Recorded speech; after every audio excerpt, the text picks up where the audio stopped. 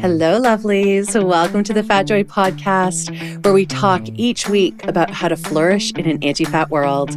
I'm Sophia, a fat person and professional coach who loves talking to other fat people about what it's like to live within oppressive systems that marginalize our bodies, and how we still dare to have the audacity and courage to reach towards our collective liberation and embrace our joy.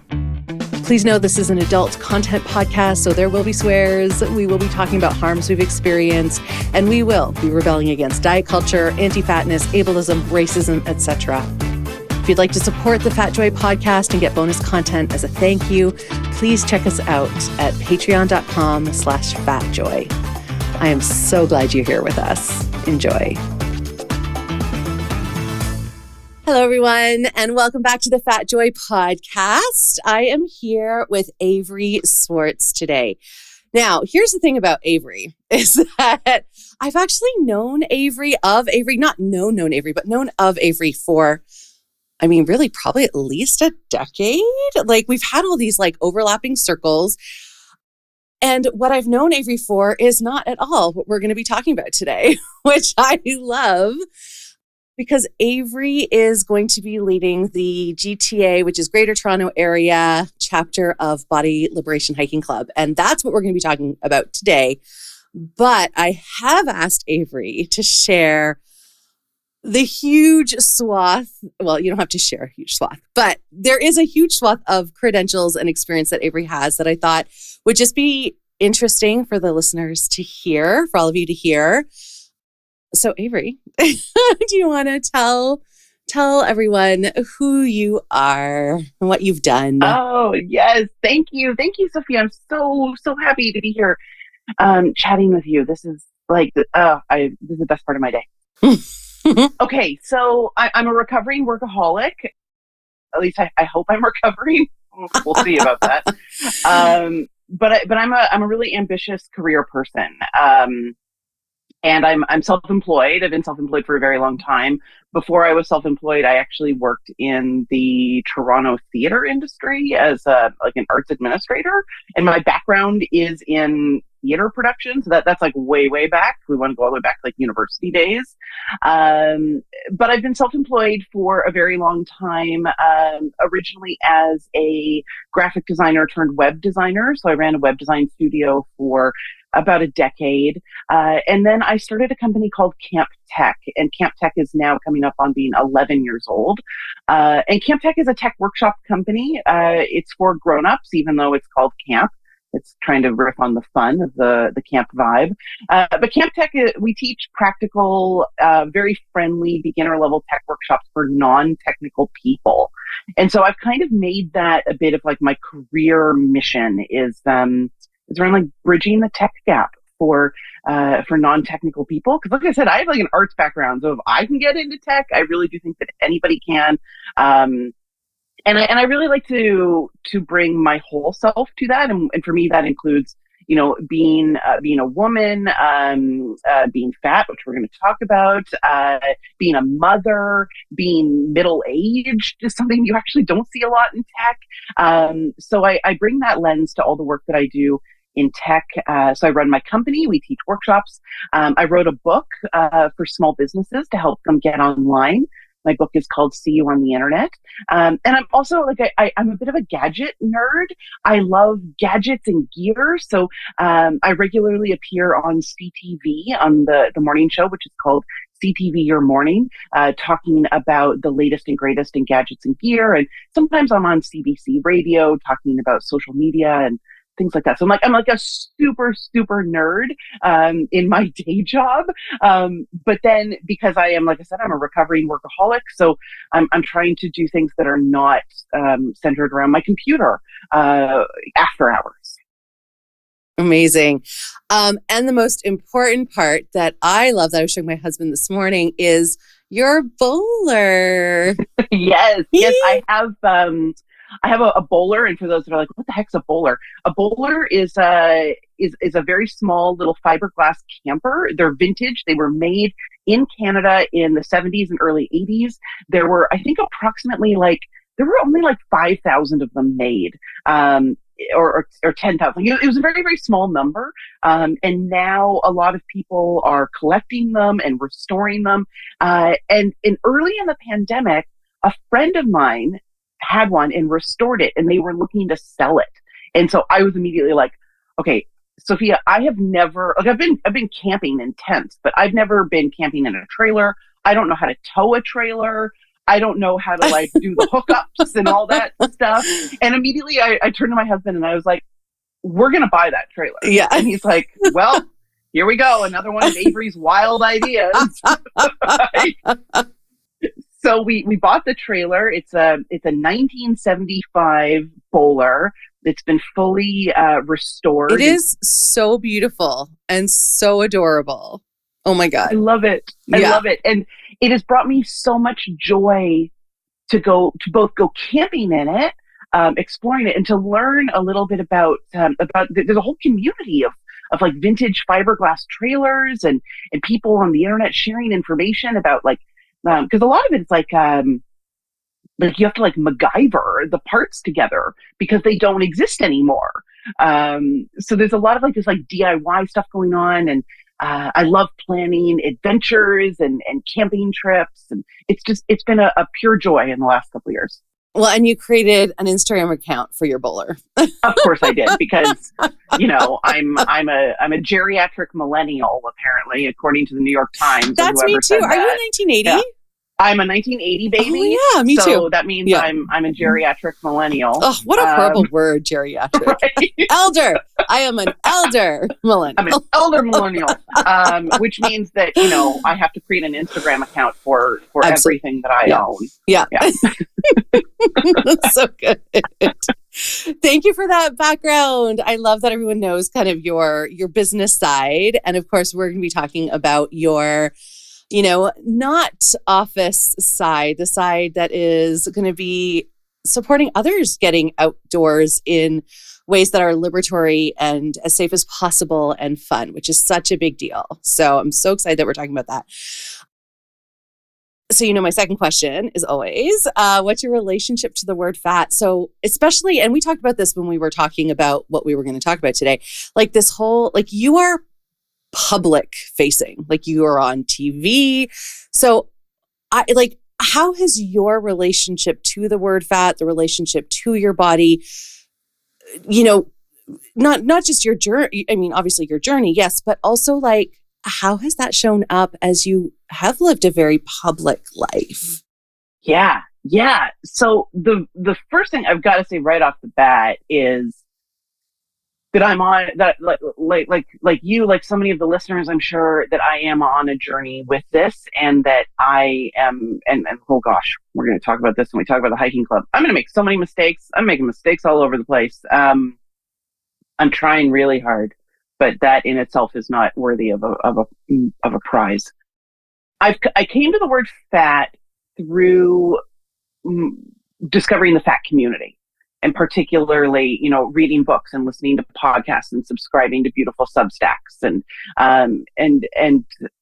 just like your podcast is a perfect example. I've embraced the word fat really in the last year. And before that, I didn't like the word curvy. I didn't like any of that kind of stuff, because to me that it felt like it was like male gaze kind of. Like there was like a sexualization, kind of thing to it. So I was like, eh. But when I was younger, the word that I always really, and I honestly love, is the word big. And I had a nickname in university. People literally called me the Big A. And I think I had an email address that was like thebig@hotmail.com. Like everybody said, hey, Big A, you gonna go out tonight? Big A, because to me, big meant physically big. I mean, I'm 5'10". I'm fat. Like I take up space, and I love that. But big also meant big personality, big ambition, big heart, big love, big laughs. I want to be the big ass now. I'm changing it. I'm now the big ass. Big ass, and I'm the big A. Yeah. So I was very, very comfortable with that label.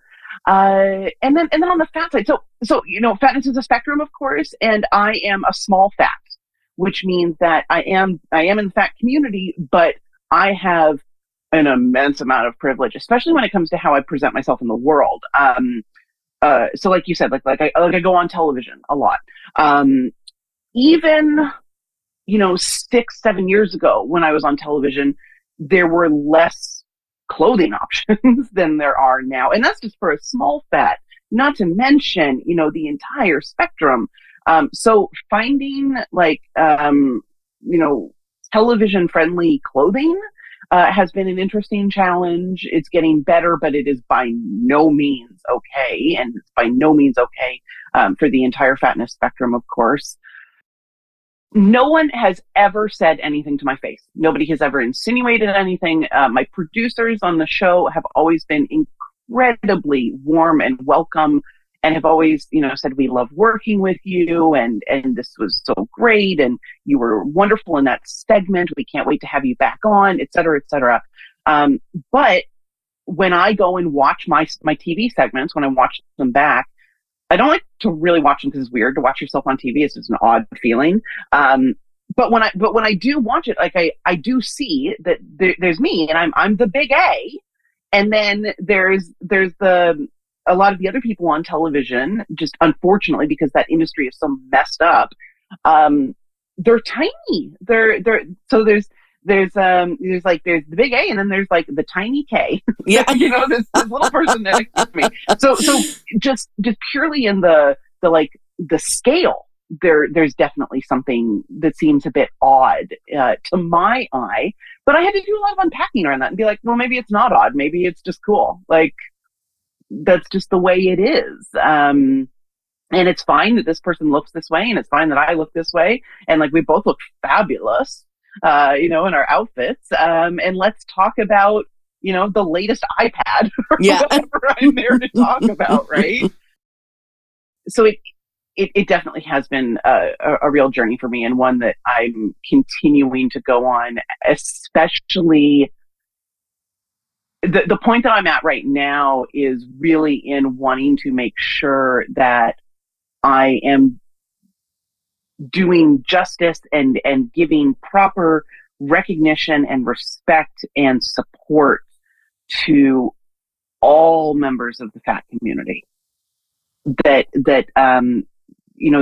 there really is a very distinct difference between, a small fat and a super fat, and that I benefit from so much privilege and thinness style privilege as a small fat. And it's my job to then not just advocate for myself, but do whatever I can for everybody else as well.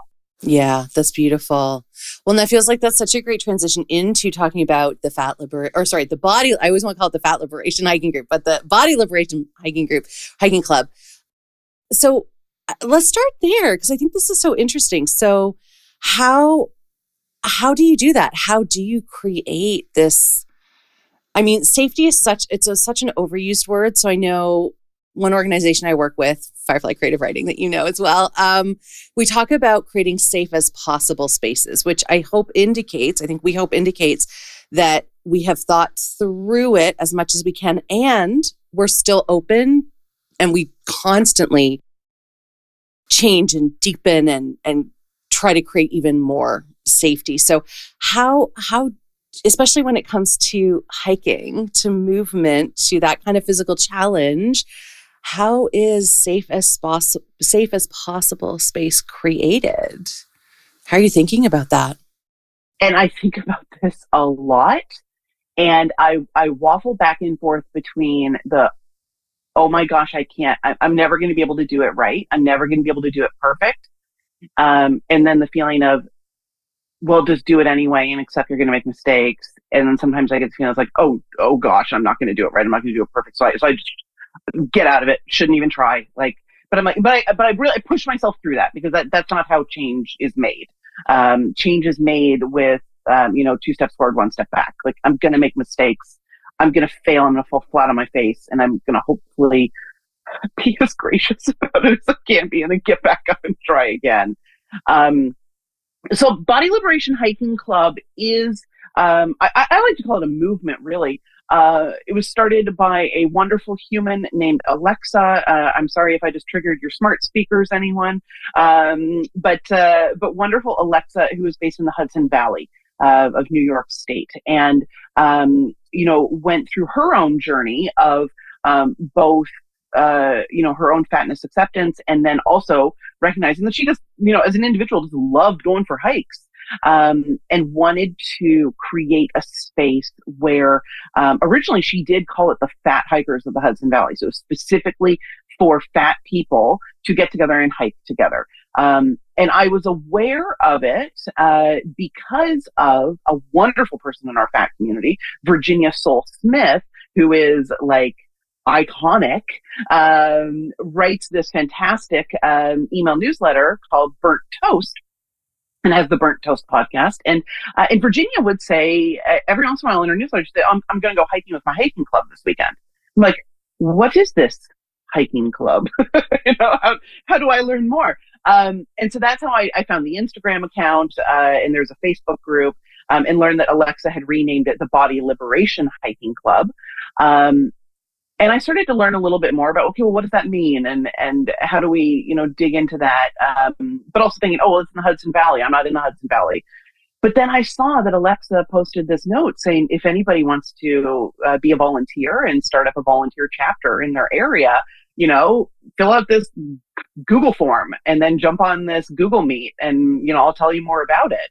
And so I did. And then I was like, oh, this actually is pretty cool. I was like, well, like I said, I'm pretty early in my fatness journey. I'm pretty early, actually, even in my hiking journey. But I do have a lot of experience in building communities and setting up communities, and really, I was so inspired by Alexa's beautiful vision, and she's an extremely thoughtful and heart-centered person. And I was like, what the hell? Why not? Let's get involved. But to answer your question about like how do you create a space that in some ways is an impossible task?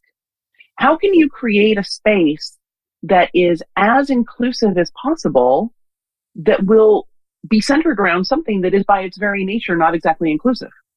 Like hiking is not going to be inclusive to every single body. It is a physical activity that requires, there's different levels, of course, but there are physical limitations to who can and cannot hike. And that goes way beyond just fatness. That goes into, some disabilities. That goes also into, I think a lot about all the different ways that accessibility plays into this. Financial accessibility, the accessibility of time to even go and do one of these hikes. Things like, do you have access to a car? Can you take public transit to get to these hikes? Do you even have access to a computer or your cell phone to be on Instagram or a website to know that the hike is taking place?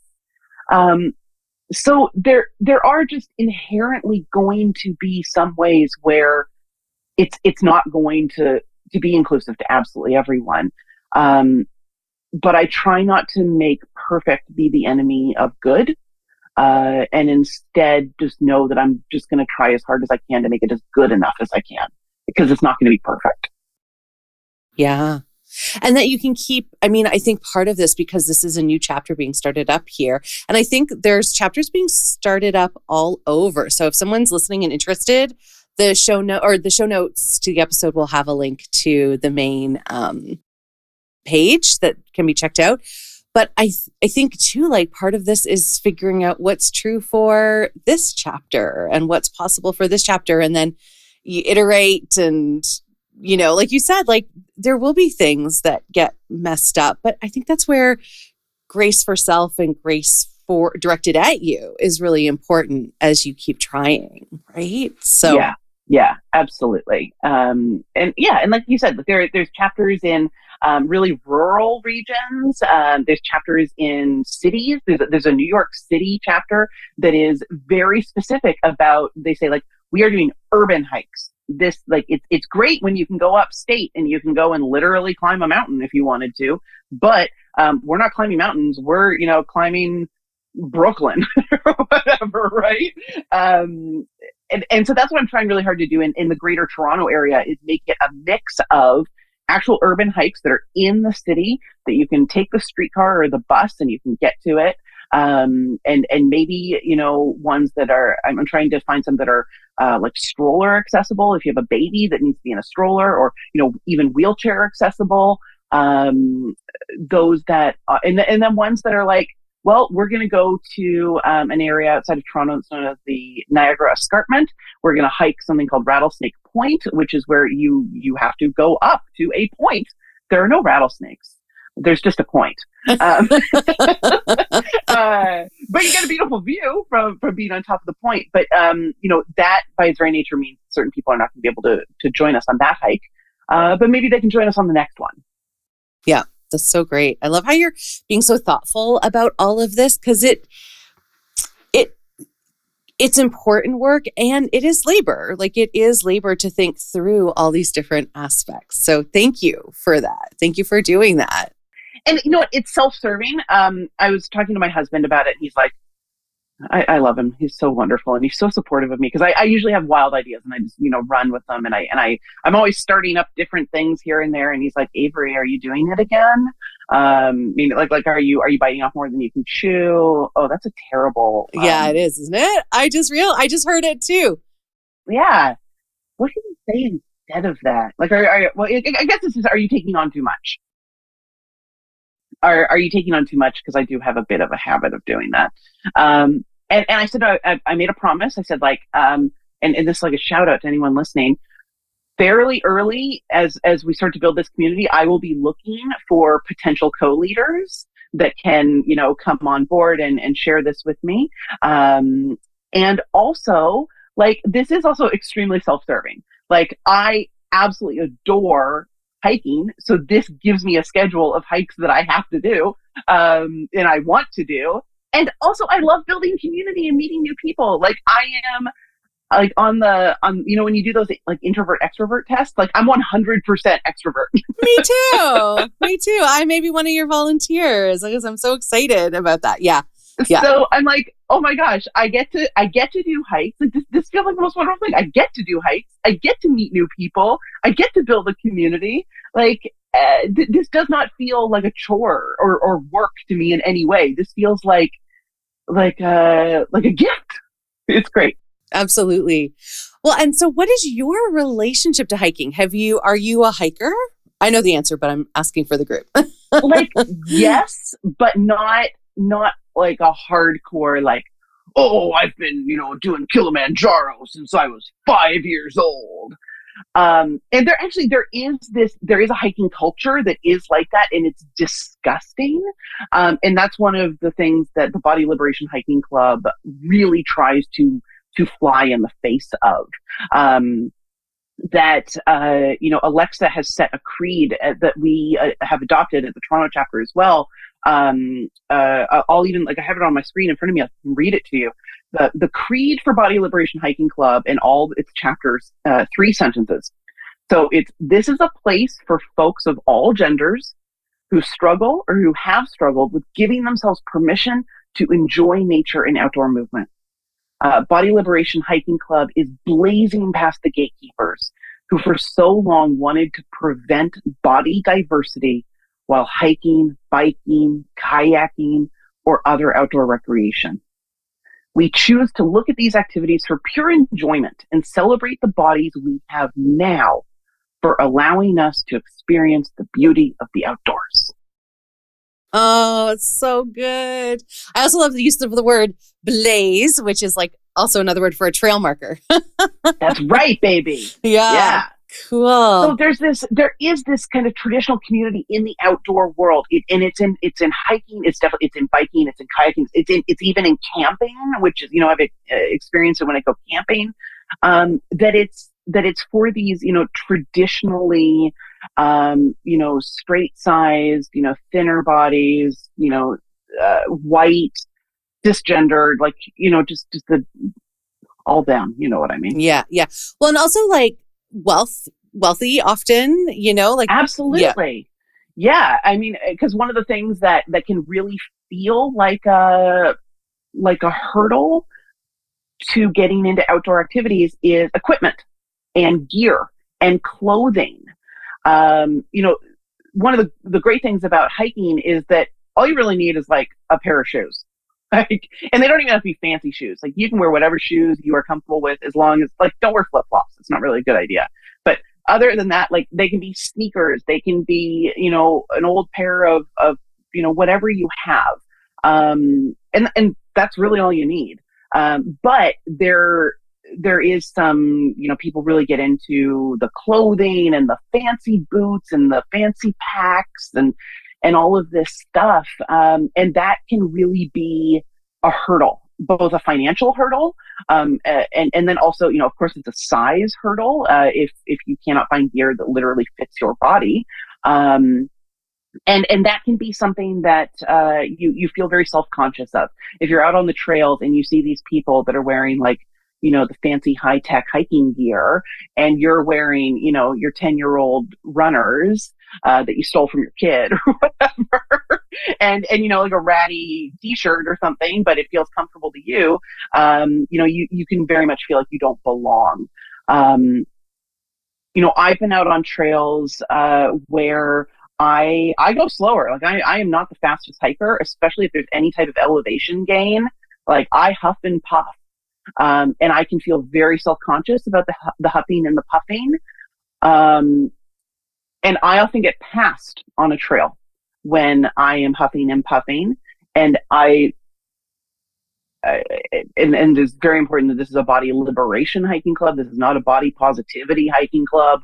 I do not feel beautiful and empowered and wonderful, and I do not love my body in the moments when I have to stop and catch my breath, and a straight-sized person in their fancy pants are literally blazing past me, and I'm like, ugh.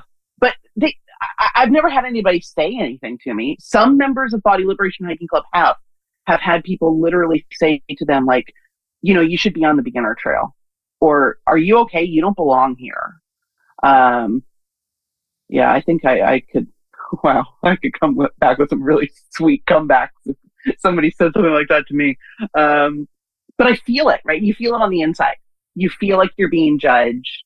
You feel like you're not good enough. You feel like you don't belong here. And so take that feeling and now imagine being surrounded by, I don't know, 5, 10 people that are like you, that want to go at around the same pace, maybe even slower than you. Maybe they want to take their time and stop and take a picture. Maybe like they see that you're slowing down a little bit and they're like, hey, now's a great place to take a rest. Why don't we, you know, chat about what books we're reading lately or something. And then when, you know, a straight sized person comes by, they're welcome to join or not, or whatever. Like to just flip that so that you don't have any of the at best, we don't want to have the negative feelings. We just want to at least have them be neutral feelings. They don't have to be positive feelings all the time, but like, let's hopefully not have so many negative feelings.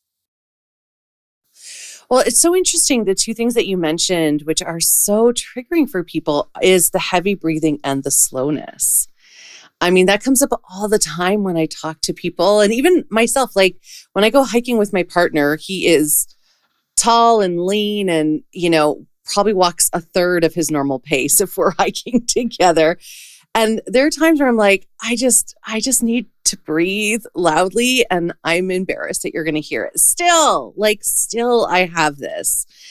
And it's really interesting how deep that goes, to just like about our breath. When you think about it, it's such a fundamental part of ourselves, but it is so connected to a lot of negative feelings around things like fitness and, oh my gosh, it takes me right back to elementary school gym class. Right? Oh, when you're forced to like do a mile on the track, and then you're huffing and puffing, and then you're can I swear? Yeah. So your asshole gym teacher is like telling you to hurry it up, and you're and all the feelings of shame, of it's awful. It's absolutely awful. So I don't think I've done quite a lot of backcountry stuff. I used to work at hiking and outdoor stores. I was a total gearhead. I used to sell all the gear. And I've been away from it for a little bit now, probably like 10 years, but I live in kind of the Niagara Escarpment area-ish. So during COVID especially, I think that's how I kept myself grounded was we got a membership to the Halton area, Halton Conservation Yeah, the conservation Center. areas. Yeah. And we just went to all the trails and it was just so good and so healing. And also still confronting where I'm like, all right, just you go ahead with the dogs. I'm going to go slow. I also have a knee injury. My body is what it is. So we've worked it out. My partner and I have worked it out where, yeah, he just goes ahead and I kind of like do my thing. We will meet up at a certain time. And I actually really like that. So I do a lot of solo. But the thought of coming to like a trailhead and being met with other people that look like me, that sound like me, when I'm breathing, walk at a pace that works for me. Like, I'm so curious because I've never had that. I'm so curious to be in that space and see what that would feel like because I can just imagine the release of it. I mean, I could imagine crying, being like, wow, I feel like I can just be me here and I can let go a lot of these feelings. So it's really emotional when I think about the gift that this can be. Yeah. And I think, there are so many people that really, it was during lockdown times that there was nothing else you could do but get outside and even like you, like I have a dog, I have two dogs. And so it would be like even just getting outside and walking to take them on dog walks, like that became a bit of a lifeline for me. And then when we could, go out and go on hikes and go to parks. Also, I do this interesting thing, and this kind of ties back to my work a little bit. And this is something that I've been able to really, really find a better sense of balance with my like super workaholism life. A lot of what I do in my job is I teach workshops and I teach people about tech. So I've now made it a bit of a practice that if I am going to a place, because now we can go out and do this in person. So if I'm going to a place to go and teach a tech workshop, I will also make sure I do a hike that same day. And it might even be like half a kilometer, like just a very, very short hike. But if I'm going to go teach, I make sure I build room on my schedule that when I'm done teaching, I need some quiet time. I need to recharge. And for me, that means really getting outside, with as many trees around me as I can. So that, because, when I personally, when I look back at any like to me, the word exercise is like a 4-letter word. Like I do not do exercise. I do not do it. And I felt a lot of guilt and shame and struggle with that in my life. But ever since I was one of those kids, I was a little kid and I was just like, I don't like gym class. I don't like organized sports. I don't like being barked at and told that I have to do something. I didn't like the physical exertion. Like I was a bookish child more, or a party child, like I was more social. And then in my 20s and 30s, when a lot of people were going to gyms and stuff, I went to a gym once and thought, okay, I have no idea what I'm doing, so I should book a session with a personal trainer. So I did. I thought I was being very responsible, and this personal trainer literally had me swing a kettlebell over my head on the very first time I was there, and I had a very bad back injury it was awful. So now I think like gyms aren't a safe space for me. I'm not into team sports. So it's just like, well, I guess I just don't get to exercise. Like that's not a thing. And then I realized that I know this person that teaches these beautiful classes and workshops about movement and how to move your body in a way that is restorative. And in a way that works with the mechanics of your body, whatever size, shape, flavor your body is. And this is a person who always said, like, movement and exercise are not the same thing. So I was like, wait a minute. I can hate exercise, but be into movement? Right? Nice. Yeah. Okay, cool. I'm into movement. And movement is doing the laundry. Movement is, going up the stairs to go to the bathroom. Movement is walking in the woods because it makes me feel better. Like, it's so liberating. Yeah. Well, it's stripped away. Like, even as you're talking about that, I'm so aware of how deeply movement is all of the capitalism stripped away. It's like you can wear 10-year-old sneakers. Like, you don't have to buy new hiking shoes in order to be a hiker, which is what capitalism would tell us, right? And like the wellness fitness industrial complex would tell us, right? So we just get to like take all that away and we get to just be. And we're so not used to that, are we? Like, that's a strange notion. Yeah. Yeah. And it's this beautiful idea, and Alexa, I speak of her almost like she's like our cult leader, but it kind of is, because she's so wonderful. Alexa talks a lot about how nature is for everyone. Like, it is nature. Like that's the point. Like we are human bodies, beautiful, wonderful bodies of all different types and sizes and shapes and flavors. But we come from nature. We are natural bodies. We belong in nature. Nature is for all of us. And the idea that certain types of people get to be in nature more than other types is just like, that's so back-ass word. Or that there's like in the creed, like the gatekeepers that keep it that way is brutal. Yeah. Well, I mean, there's so much scientific evidence that shows when we are in nature, like our body responds differently. When we hear bird song, this is the latest thing I read. When we hear bird song, our nervous system relaxes. Bird song.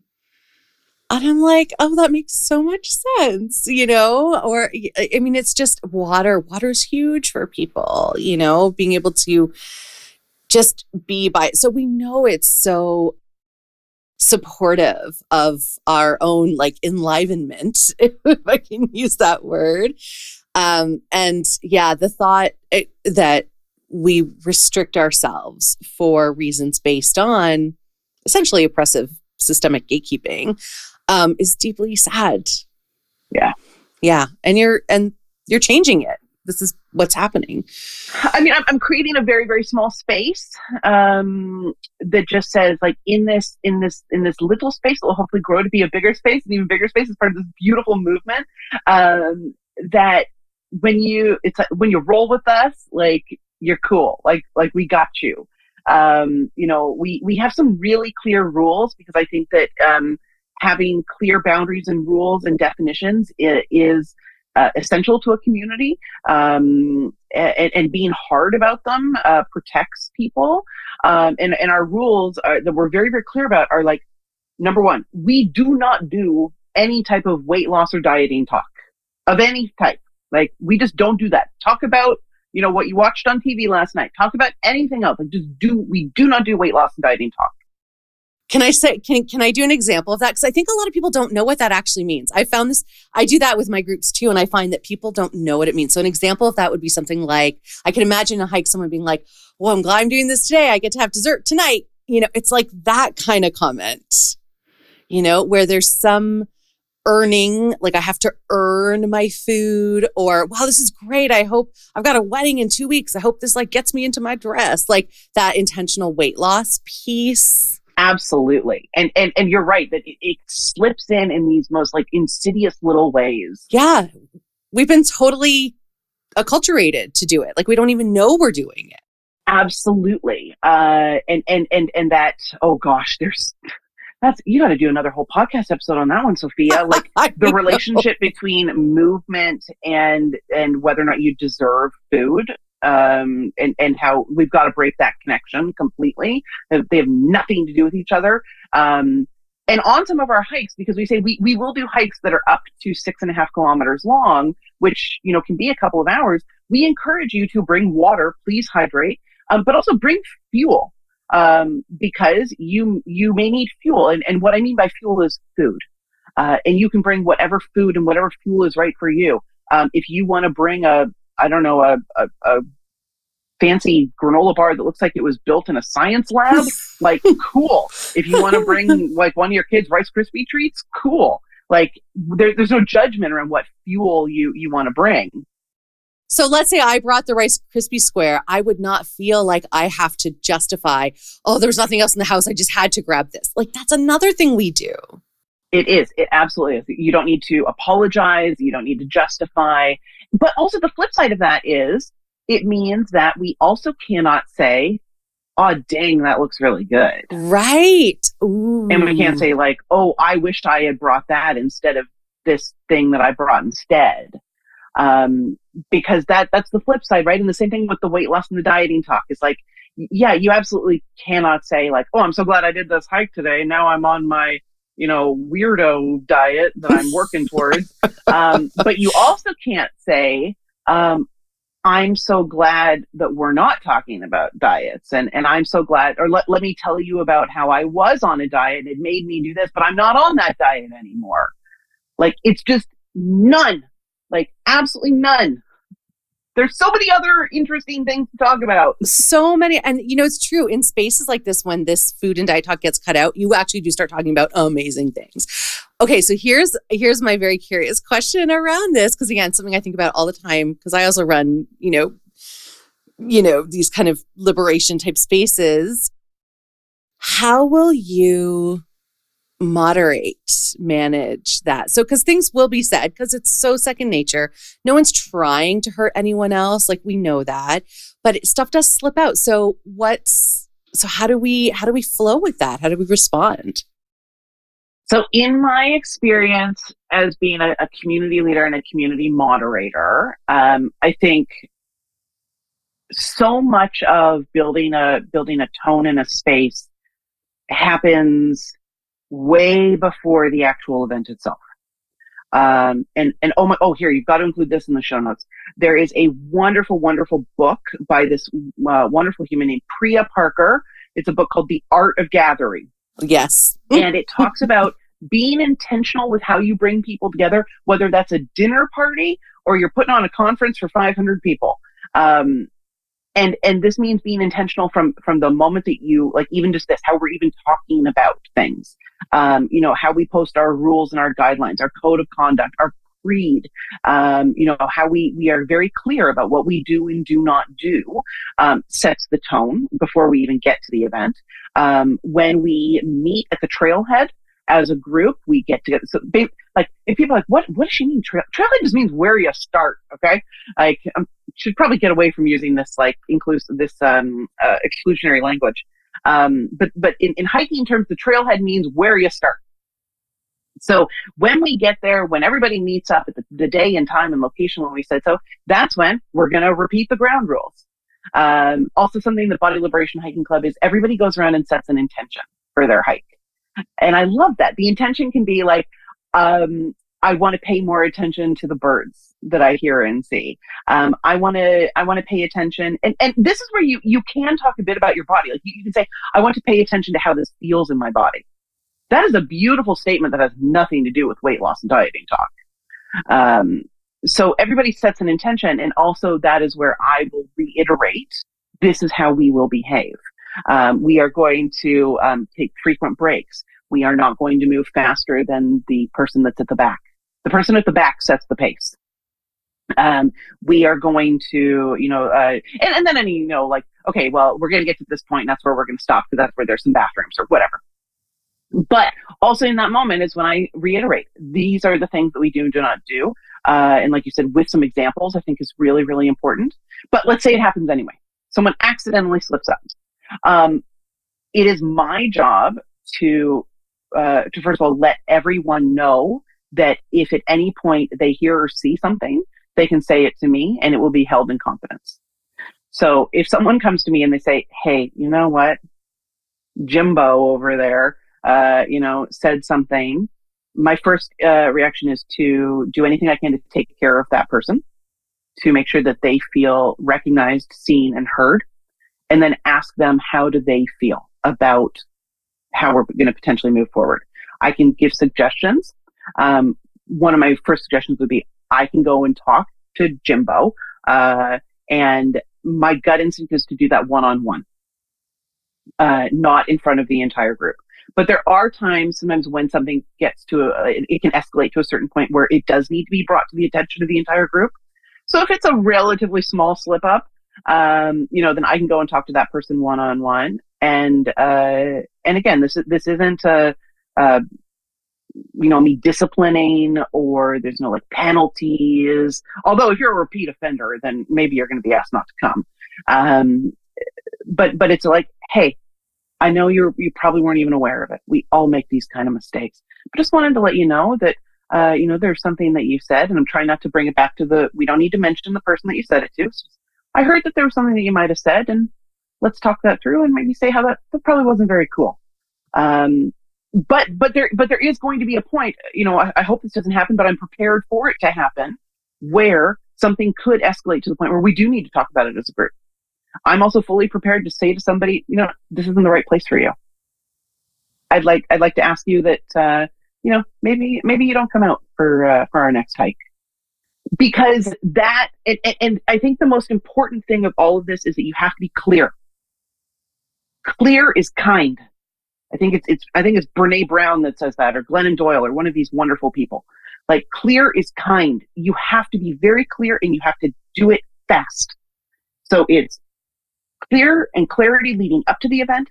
At the event, you've got to be clear. And when something happens, you do not let it fester for 3 weeks. That's the thing. And that's where you, as the leader of this chapter, that falls to you often. And and that's one of the things with leading groups, is that it requires courage and vulnerability. And this is where mess comes in, which is also good, because I love this, because you get to make a mess, they get to make a mess. They said something. And I think I've thought about this.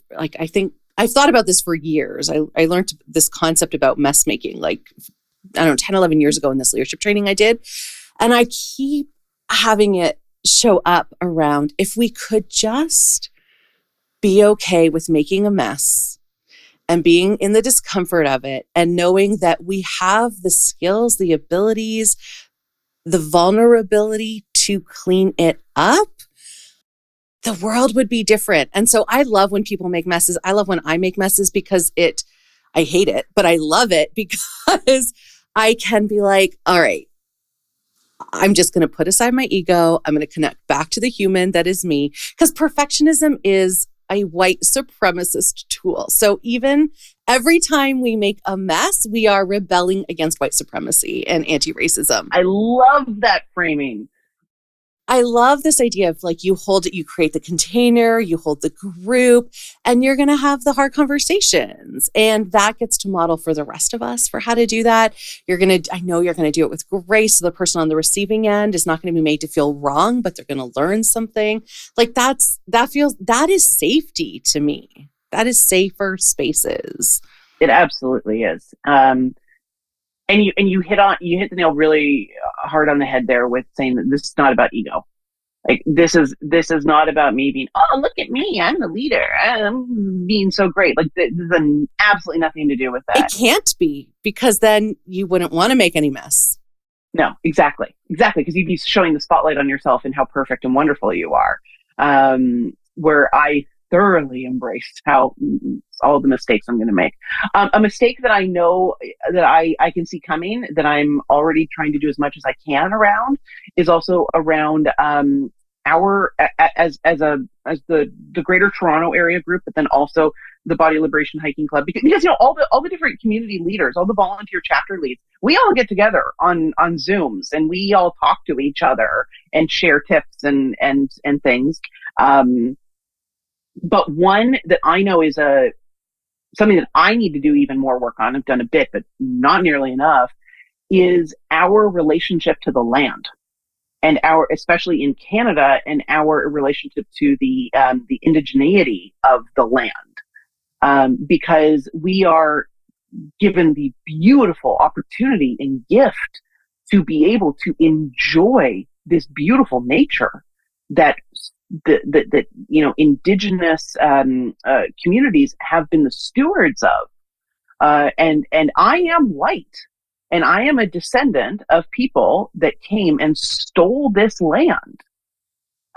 So trying to work out a bit of what that means to be on Indigenous land and to not just recognize it, but honor it and contribute to the stewardship. And how do we do that as a group as well? Because of course, bodies are so intersectional. Fatness is intersectional with race, with class, with history, with ableism, with disability, with so much bias. And one of our big problems in Canada for white people like me is that we have a duty to not just truth, but reconciliation. And how can this hiking club play an important part in that reconciliation? Oh, I'm teary. I think that is so important. And I'm so glad that's being thought about and talked about. And yeah, with Firefly, we think about that a lot. And whenever we go away to places, we have a number of things that we do. There's always a donation to a local Indigenous organization. We do land acknowledgements. We do, again, it seems like just drops in the bucket, but it is drops in the bucket, like things that we can actively do with intention. And we're always looking to do better with it. So I love that, Avery. I'm so glad that's a part of the consciousness of and the intentionality of this group, because it is so important. Yeah, absolutely. I think I stopped you after the first guideline. What were some of the other ones? Okay, so we don't do diet and weight loss talk.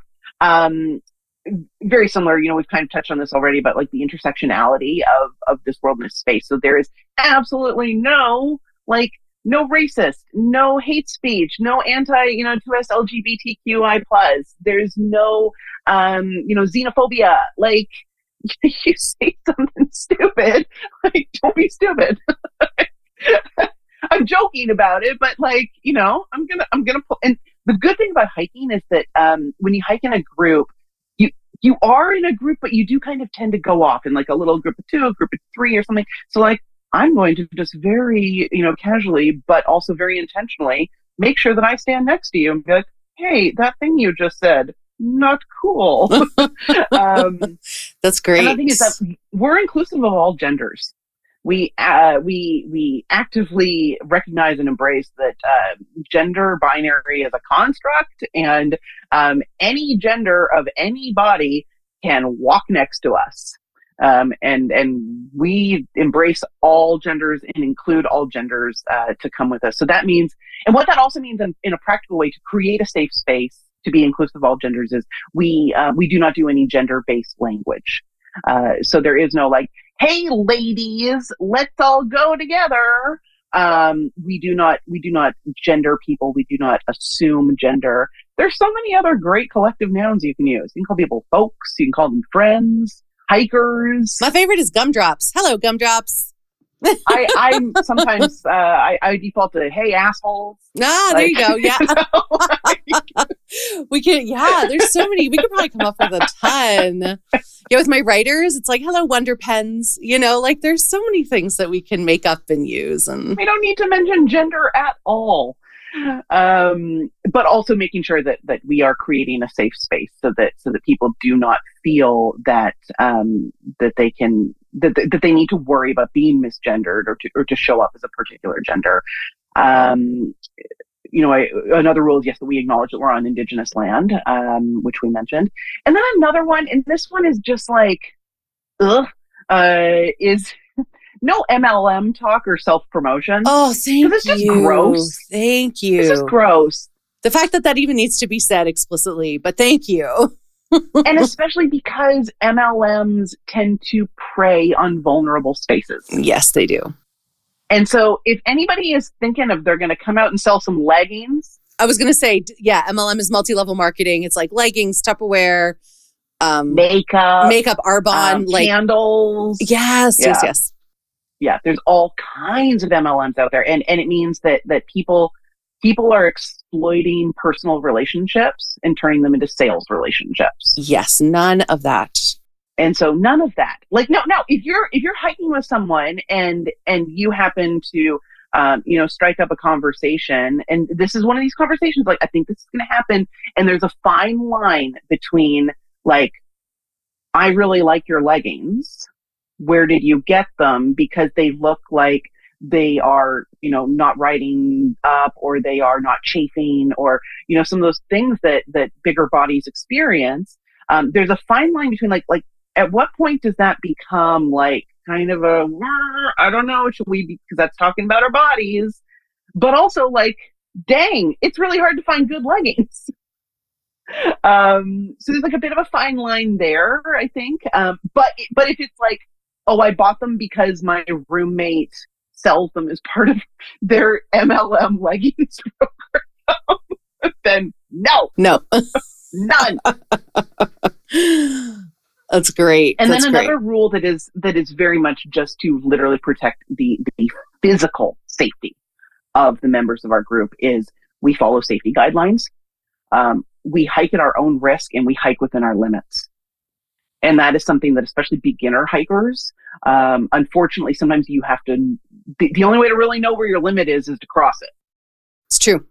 Like, I know, for example, I can do about 3 kilometers comfortably. And then after that, my knee starts to hurt and my back. And so let's say I'm on a 6K hike at the 3K mark, I would just probably turn around and go back myself, right? Great. Yeah. Love it. Perfect. Love it. Yeah. And then I would make sure that someone checks in with you later just to make sure that you're okay and you got home safe and you felt good. And so great to see you and all of that good stuff. I love the caretaking, Avery. It's so good. Well, yeah. I mean, we get like intercepted by a slasher on the way home. A slasher. I love that. That's where my mind goes. I know. My mind goes immediately to murder. I don't want anyone getting murdered at my hiking club. Yeah, okay? agree. Sophia? Agree. Oh That should be a rule. Oh my gosh. No murder. I've obviously been watching way too many true crime things. So good. I love it. Oh my gosh. But yeah, and you won't.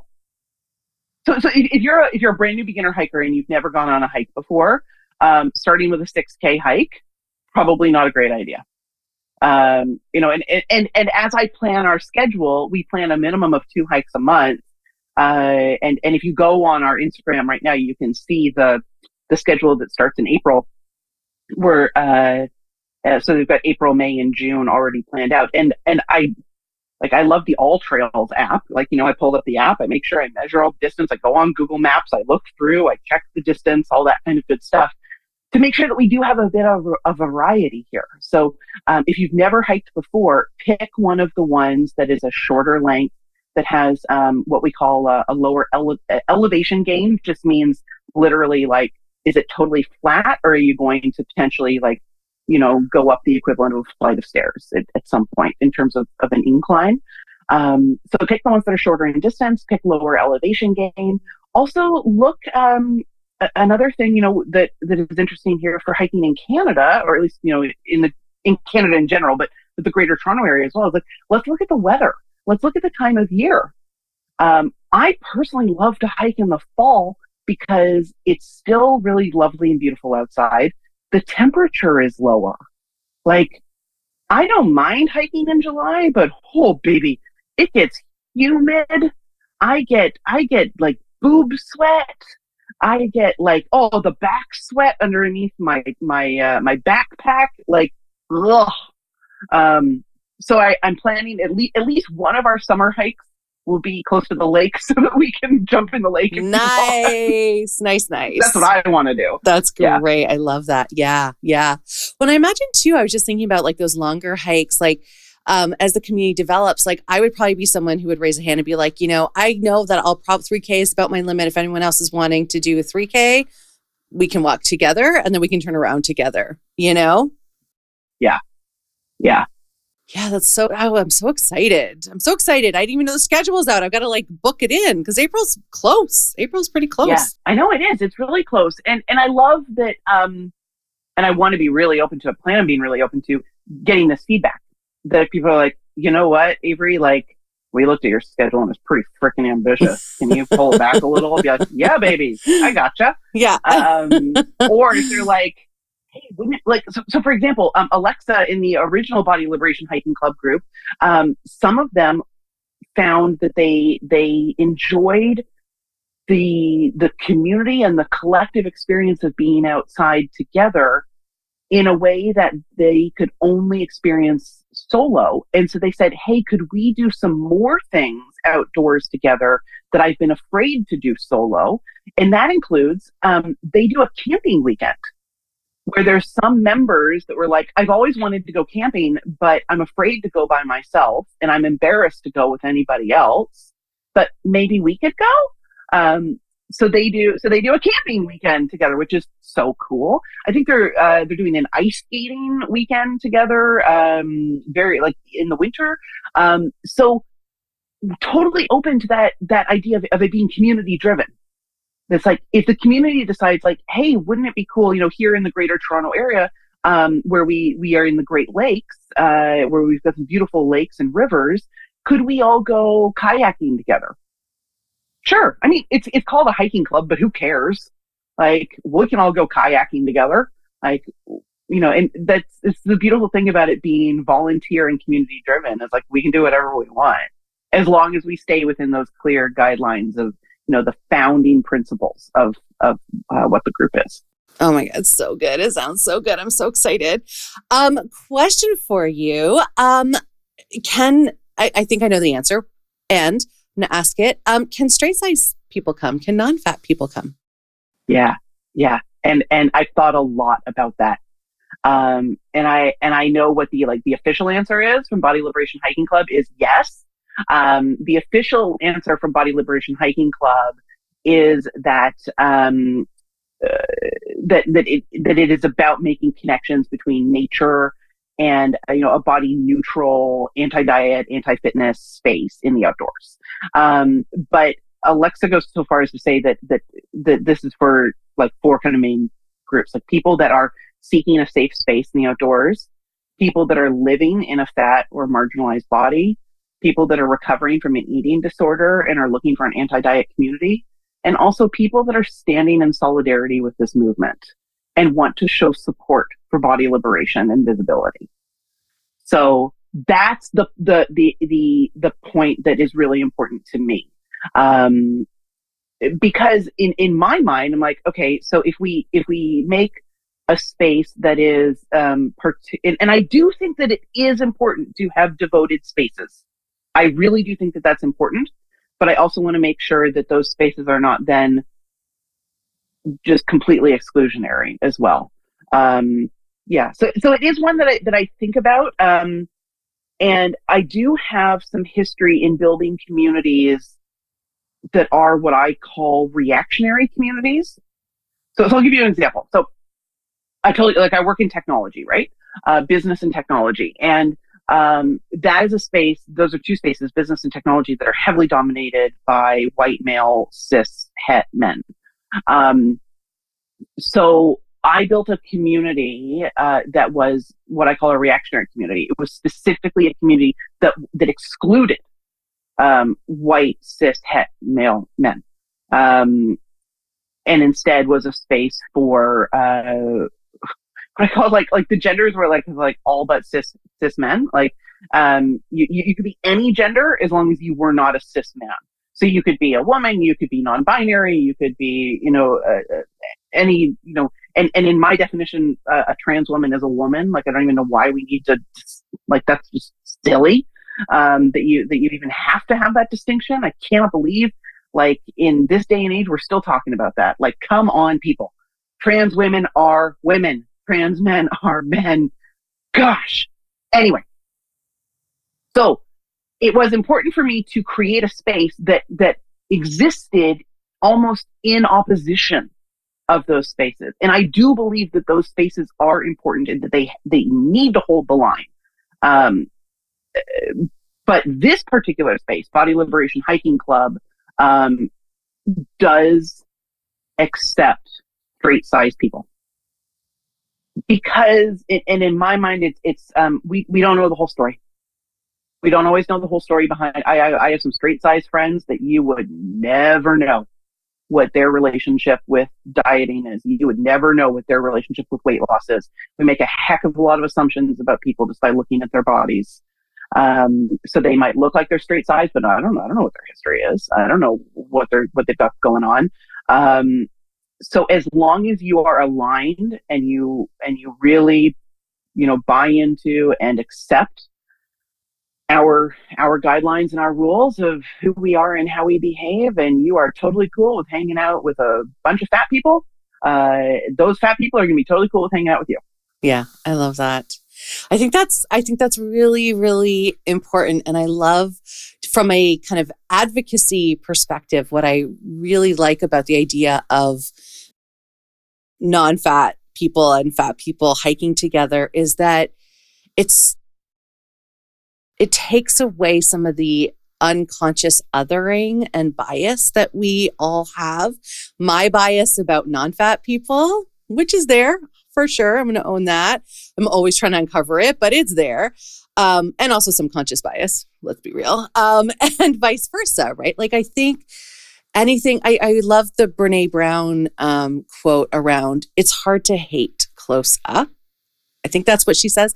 And I think about that all the time and that's what I try to do with the podcast. That literally is what started the podcast, is one of the things, is that if we can know each other's stories, if we can see each other as humans, it makes it a lot harder to hate, to have bias, to perpetuate violence against. So I think that's great, Avery. I think that'll be, and again, I just think about personally, I could imagine that feeling really healing for someone like me, hiking in what has now become a large fat body.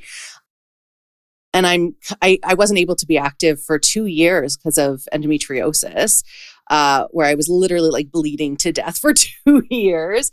So my stamina, my strength has really shifted pretty dramatically. So it's vulnerable for me to come out and be around other people and hike and challenge my body.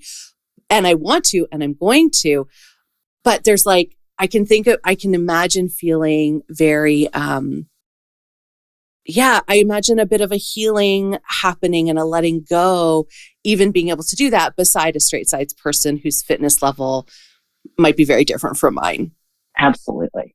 And feeling like this is clearly a space where it is okay for me. And I've been given permission to huff and puff and walk slow and do what I need to, and use hiking poles because they help give me a little bit of extra stability. And if you want to walk with me, cool. Like, that's great. Also, another thing that I would love to do, I don't have it on the schedule yet, but this is something that I would really, really love to do because it is a bit personally self-serving. I would love to have a family day where we can, because I've been like, well, can you bring your kids? Can you not bring your kids? Like, and trying to make that kind of inclusive. And like, there's also like, can you bring your dog? And I'm like, can you bring your dog? So I have a dog. I have 2 dogs. I have one that's she's old, so she's a really good trail dog. And I have one that's young. She's only 2 years old and she's learning to be a good trail dog. So like, I don't know if I would bring the 2-year-old dog because I would just want to make sure, if another person brought a dog, are they both going to be cool? Or are they going to like attack each other and freak out? Because your dog has to stay on a leash. Like, sometimes when I go on trails, I let my dog go off leash if there's no one else around. If I'm totally on my own. But in this case, they have to stay leashed. So I think like dogs are allowed as long as like they're not jerk dogs. And they no jerk dogs, no jerk people. No jerk dogs, no jerk people. There's hard and fast rules. But the family thing. I have a daughter who is 12 years old, and raising a daughter in the age of social media and baby, trying to break the chains of like my relationship to my mother and my mother's own fat phobia and her relationship to her mother and her mother's own fat phobia. Like, oh my gosh, it is generational. So I'm trying to raise my daughter who, as of now, is a straight size person. But she has me as in her genes. So we will see where this ends up going. So I'm trying really, really hard to raise her in not be fat phobic. And also because she might be fat herself, but also even if she's not fat herself, straight size her whole life, she shouldn't be fat phobic because she shouldn't be a jerk. And people that are fat phobics are jerks. Yeah, I have a very clear worldview. But Yes. all this rambling is to say, when I told my daughter that I was like, I'm going to volunteer to lead a hiking club. And it's for people of all different body sizes, including people that are fat. And her first thing she said was, "Can I come?" And I said, "That's a good question. I don't know. Like, I got to think about that. Like, can kids come? Can kids not come?" And then I was like, I think we definitely need to have a family day, because I would love to have my daughter see a group of people of diverse bodies all enjoying nature, because she loves going for hikes too. So like being able to get outside and seeing people of all different abilities and different bodies, like that is the day I will cry. Is seeing bodies and families and potentially let's bring in some of the people that we love so we can all be together and see each other in this beautiful way, instead of the family hike, kind of like what you described, which is the partner and the kids and the dog are all walking up ahead while you're in the back huffing and puffing, going, "Oh gosh, I wish I could keep up with them," and you're feeling all those awful shame feelings. Instead, it's like, let me show you what it's like to hike with my club, with my group. And you can see me be part of this where we are feeling good. I will lose it that day. I will cry so hard. That will be I love that. I love that. I have 2 stepkids that are straight size, and we take them on the trails all the time. And I think, like, I agree. I think that would be, I always talk about, like, I'm counter brainwashing them to be liberationists, little liberationists. But that would be amazing for them to see, because I don't know that they see groups of fat people together. I bet they don't. I think I'm definitely the fattest person in their life that they know in an intimate way. So yeah, I think I love the idea of family day. Yeah. And they get to see like all these people, hopefully, a fair amount of fat people doing like, kick-ass things like, holy guacamole. It's so cool. Oh my God, Avery, I'm so excited. I think this is going to be wonderful. I know it's going to be wonderful. I'm very excited to be a part of it. I'm so glad you're here talking about it. I'm going to include all the links for people. And I want to close by asking you about joy. I feel like we've talked a lot about joy, actually. Everything. Yeah, hiking brings me joy. Hiking brings you joy. How do you choose joy? I've really been thinking a lot about choosing joy lately, and that joy is a practice and a choice as opposed to just something that we stumble into. I think we can choose. I think we can practice. So how do you choose and practice joy? It's a really good question. It's in big ways and in small ways. I think there's something in that, and we've touched on this a fair bit already, in the accepting and the knowing and the being okay with knowing that you're going to make a mistake, but choosing to do something anyway. Choosing to go for a hike, choosing to start a hiking club, choosing to, to get out and do whatever it is. And that can be on a very small basis. It can be, it can be reading an article. It can be listening to a podcast. Another thing that brings me a lot of joy is gardening. And so, and it's interesting to me that it comes back to nature. Like, and I don't know if it's just because now I'm middle-aged and like, I just want to be physically in the dirt.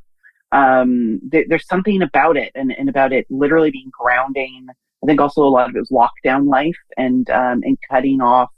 I used to take, dozens and dozens of business trips a year on airplanes. And then now during lockdown life for 2 years, I was literally grounded. Like I could not take a plane somewhere. So connecting to the ground, and that can be such an interesting thing at any time of year and at any point, because wherever you are in the world, even if you live in the 35th floor of a condo building in the middle of a metropolis, hopefully you can still connect to the ground in some way. Like you can get outside, and there might be some concrete between you and the ground, but hopefully you can get to the ground somewhere. And whether that be a walk or I cannot, like, it is sheer joy. It is the feeling of joy.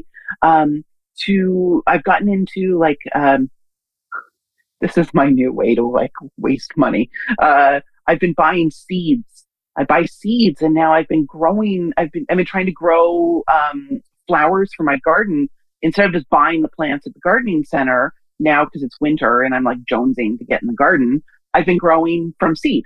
So my basement was like a grow op because I bought these lights on Amazon that can grow seeds. And so I bought little trays and I put, seed germinating soil in them, and I bought some seeds, and every day I go to the basement and I check on my babies, my little growing babies, and they're little seedlings right now. And I feel like it is probably some of the most wonderful joy I've ever felt in my entire life is checking on my little babies. Like, I'm such a dork. And then I know that they're going to grow, and then I'm going to put them in the ground, and just having that connection with the ground. And it's for everyone. Wherever you are in the world, you can connect to the ground. And maybe if you're listening to this and you're like, whoa, she's kind of weird, huh? Like, she's really obsessed with dirt. Like maybe the ground's not your thing. but if it is, it's there for you. Yeah. Oh my gosh. So good. All right, Avery, this has been such a wonderful conversation. We'll have to have you back maybe at the end of the season and like talk through how it went, what you learned. We can talk about the mess ups because that's always so interesting. All the mistakes. Yeah. And what you learned and what you're going to do through the winter. I'm so excited. This is, again, very selfishly, very excited that this is close to me. And I live pretty close to where a number of the hikes will be. And I'm so thrilled to be live in the company of fat people. Because even though I've been fat for many decades, I'm not often around other fat people. And I've been aching to like do things with other fat people. So I'm so selfishly, thank you for for creating that space for me, but also for so many others who are going to find joy and safety and the ability to be grounded, to connect to nature. It's such a gift what you're doing. So thank you. And thank you for being here to talk about it. Yay.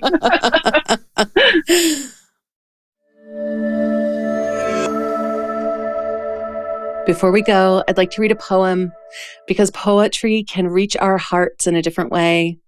Poems can have us feel in a different way. And that's what this podcast is all about. Expanding our hearts, deepening our empathy, and inviting in joy. So each week, you get a new poem.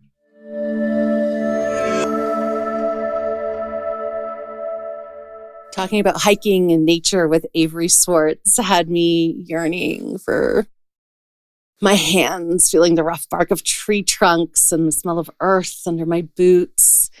The Body Liberation Hiking Club that Avery is starting the Greater Toronto Area chapter for.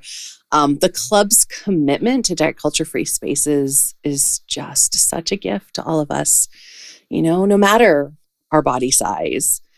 And at the same time, in particular, for people who have been marginalized because of their bodies. And I'm just so grateful that spaces like this are growing. So for this poem, I turn to a favorite poet of mine, David Whyte. And this is his poem called Just Beyond Yourself. Just beyond yourself. It's where you need to be. Half a step into self-forgetting and the rest restored by what you'll meet. There is a road always beckoning. When you see the two sides of it closing together at that far horizon and deepen the foundations of your own heart at exactly the same time, that's how you know it's the road you have to follow. That's how you know it's where you have to go. That's how you know you have to go. That's how you know. Just beyond yourself, it's where you need to be. Thank you for joining me today. My hope is that you're feeling a little less alone and a little more seen. So until the next episode, you can find me on Instagram at fatjoy.life, on YouTube at youtube.com/@fatjoy, and on Patreon at patreon.com/fatjoy. Please do check out the show notes for how you can connect with my amazing guest and for the links to the poem. All right, lovely. I am sending you off with my best wishes for an abundantly Fat Joy day, and I look forward to talking to you again soon. Bye-bye.